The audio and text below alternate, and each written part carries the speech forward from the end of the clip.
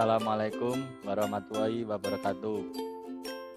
Di sini kami dari kelompok akan mempresentasikan hasil diskusi dari kelompok yaitu P4S sebagai kelembagaan pelatihan atau permagangan petani.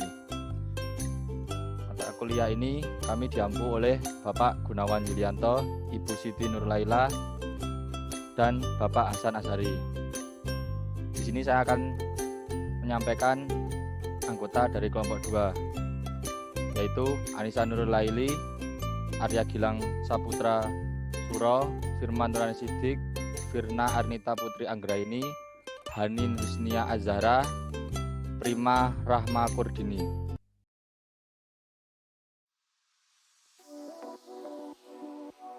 Pusat Pelatihan Pertanian dan Pedesaan Swadaya atau P4S adalah lembaga pelatihan pertanian dan pedesaan yang didirikan, dimiliki, dikelola oleh petani secara swadaya, baik perorangan maupun berkelompok, dan diharapkan dapat secara langsung berperan aktif dalam pembangunan pertanian melalui pengembangan sumber daya manusia pertanian dalam bentuk pelatihan atau permagangan bagi petani dan masyarakat di wilayahnya. Pembinaan P4S dimaksudkan sebagai upaya meningkatkan kapasitas P4S dalam menyelenggarakan dan melaksanakan pelatihan atau permagangan bagi petani dan masyarakat pedesaan. Pembinaan P4S antara lain dilakukan melalui bimbingan pelatihan dari aspek kelembagaan, sarana prasarana, ketenagaan, penyelenggaraan pelatihan atau permagangan, usaha, dan juga jejaring kerja. Selain itu, pemerintah melakukan kegiatan klasifikasi P4S guna mendorong pengelola P4S untuk meningkatkan kualitas pelatihan jadi pusat pelatihan pertanian yang berkualitas. Yang selanjutnya yaitu tujuan P4S. Tujuan P4S yang pertama yaitu meningkatkan kapasitas pengelola P4S dalam menyelenggarakan dan atau melaksanakan pelatihan atau permagangan. Yang kedua, meningkatkan kualitas pelatihan atau permagangan yang dilaksanakan oleh kelembagaan pelatihan pertanian swadaya. Yang selanjutnya sasaran P4S. Sasaran P4S di setiap kabupaten atau kota sebagai dan pemerintah daerah dalam pengembangan sumber daya manusia pertanian.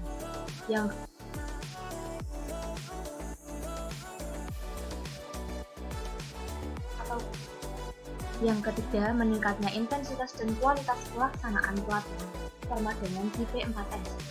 Yang keempat, terciptanya kesamaan persepsi dan gerak langkah dalam melaksanakan pembinaan P4S di antara pengelola, pembina, pemangku kepentingan P4S lainnya. Yang kelima, terciptanya kondisi yang mendorong tumbuh kembangnya tanggung jawab sosial pengelola, pembina, dan pemangku kepentingan P4S lainnya dalam turut memajukan kelembagaan pelatihan swadaya. Dan yang terakhir, diperolehnya dukungan penguatan kelembagaan P4S dari seluruh pemangku kepentingan.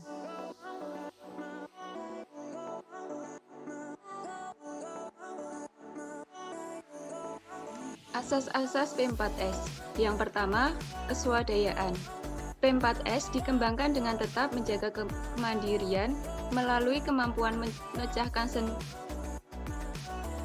masalah teknis, sosial, maupun ekonomi. Yang kedua, demokrasi. Dalam melaksanakan setiap kegiatan, pengelola P4S dan pengguna jasa mengadakan kesepakatan dan keterlibatan bersama secara aktif. Yang ketiga, kekeluargaan. P4S tumbuh dan berkembang sebagai satu kesatuan keluarga yang utuh, menjalin kekerabatan antara pengelola dan fasilitator dengan peserta yang mengikuti pelatihan. Kemanfaatan.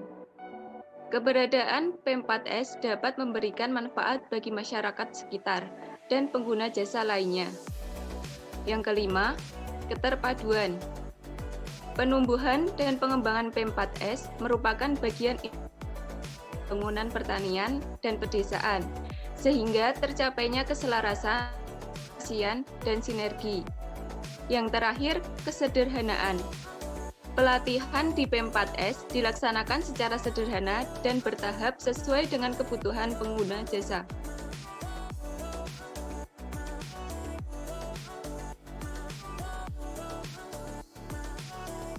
Prinsip-prinsip P4S. Yang pertama, kemandirian. Dukungan pihak lain tidak boleh menyebabkan ketergantungan P4S. Namun, sebaliknya, harus mampu mendorong tumbuh kembangnya keswadayaan. Yang kedua, kerakyatan.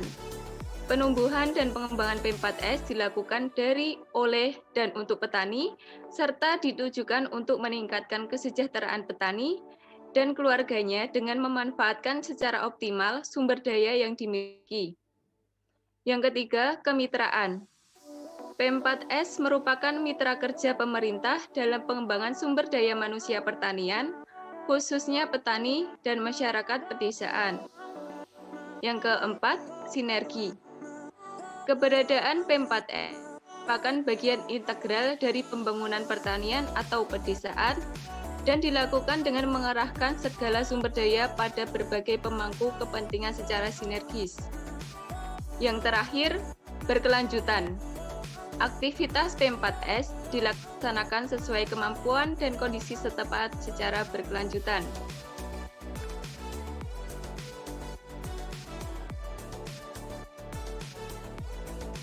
Selanjutnya adalah penumbuhan P4S. Nah, penumbuhan P4S ini terdapat 4 cara. Yang pertama, melalui serangkaian kegiatan bimbingan, pelatihan, dan mendorong terbentuknya P4S. Yang kedua, profil petani atau kelompok tani dalam pengelolaan usahanya. Yang ketiga, melalui tahapan identifikasi potensi dan registrasi oleh kelembagaan yang menangani penyuluhan di kabupaten untuk menilai. Kemudian yang keempat adalah frekuensi dan intensitas kunjungan, konsultasi, dan magang dilakukan oleh petani atau poktan lain ke petani atau poktan tersebut. Kemudian pengembangan P4S. Pengembangan P4S merupakan serangkaian kegiatan pembinaan melalui bimbingan dan pelatihan oleh pembina untuk meningkatkan secara bertahap kapasitas P4S dalam menyelenggarakan dan atau melaksanakan pelatihan atau permagangan.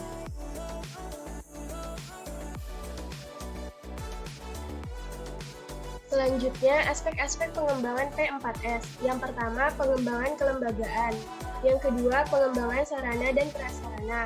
Yang ketiga, pengembangan kapasitas ketenagaan P4S. Yang keempat, pengembangan penyelenggaraan dan atau pelaksana pelatihan atau pemagangan.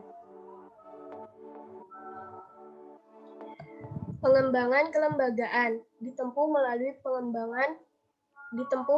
pengembangan organisasi, manajemen, dan administrasi yang menunjang kapasitasnya dalam penyelenggaraan dan atau pelaksanaan pelatihan atau pemagangan bagi petani dan pengguna jasa lainnya. Yang pertama, struktur organisasi. Yang kedua, uraian tugas pengurus. Yang ketiga, ADART. Yang keempat, pengembangan sarana. Selanjutnya yakni pengembangan sarana dan prasarana. Ditempuh melalui kelengkapan P4S secara mandiri sampai menjadi standar. Sarana dan prasarana tersebut terdiri atas sekretariatan dan proses belajar. Contoh dari pengembangan sarana dan prasarana yakni pengembangan lahan usaha tani, peralatan pertanian, penerangan akses dan jalan, ruang belajar dan sarana belajar, ruang sekretariat dan sarana kesekretariatan, laboratorium dan bengkel kerja. Selanjutnya yakni pengembangan kapasitas ketenagaan P4S yang tumbuh melalui pelatihan bagi pengelola, pelatih atau fasilitator, dan sumber daya manusia lainnya. Fasilitator yaitu pengelola sendiri, bantu dari pengurus atau keluar dari P4S. Selanjutnya kompetensi fasilitator yaitu pernah mengikuti pelatihan. Selanjutnya tenaga kepengurusan, yakni apakah sudah lengkap atau belum suatu pekerjaan P4S. Pengembangan penyelenggaraan atau pelaksanaan pelatihan pemagangan dilakukan melalui pelatihan, bimbingan, dan konsultasi secara sistematis dan berkelanjutan. 1. Materi pelatihan sebaiknya dalam lembaran atau modul. 2. perencanaan tahunan dalam bentuk tertulis. 3. Frekuensi dan intensitas pelaksanaannya dalam setahun. 4. Pengembangan usaha dan jejaring kerja.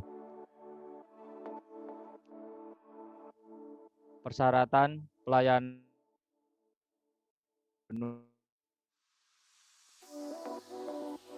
mempunyai alat pertanian sederhana sesuai skala dan jenis usaha, melayani masyarakat untuk magang, belajar, dan berkonsultasi, memiliki ruang belajar dan sarana akomodasi bagi peserta, mempunyai lahan, usaha tani, agribisnis, industri yang layak dicontoh oleh petani, mempunyai fasilitas baik pengelola P4S maupun dari pemerintah,